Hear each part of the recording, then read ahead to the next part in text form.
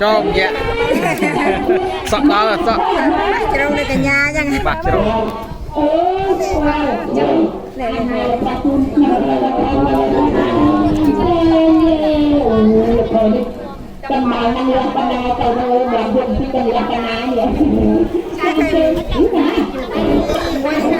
rồi giặt qua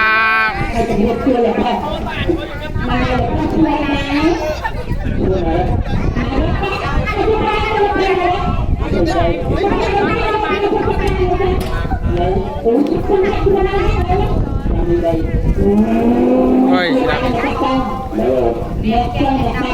làm thì bay đi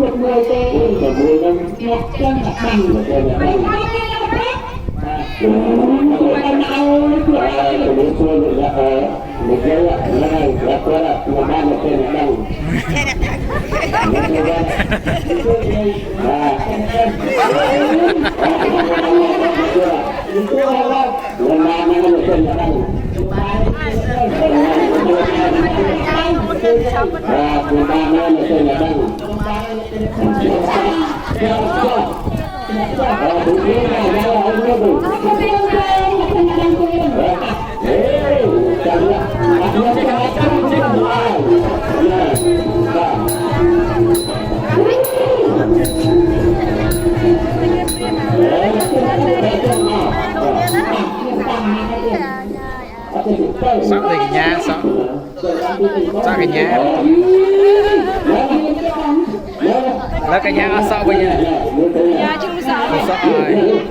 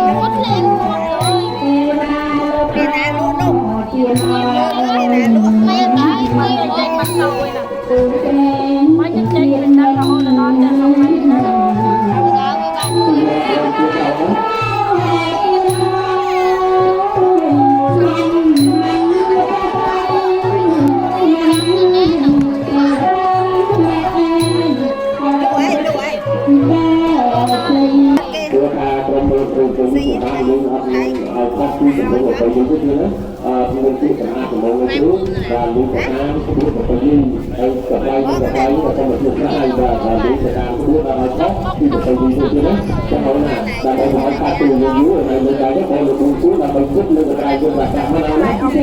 ส่วนรวมคุณแบบสบายคุณสบายคุณราคุณแบบคุณทุกประการยุทธศาสตร์นะคุณแบบอะไรกันคุณแบบไม่ถึงนะโอ้ย จับแล้ววันจับให้กินเองเลยสิวันจะเคยแล้ว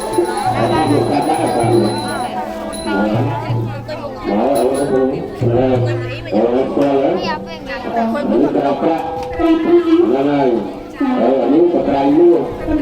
Nah, kalau kan korban sudah mau jalan kampung, orang tua dulu, ini kan handul di atas tu, kalau mau nggak pun nggak mau. Ini harus cepat, cepat handul. Yang handul itu cepat. Kalau ini sudah cepat, cepat handul. Kalau pilih, kalau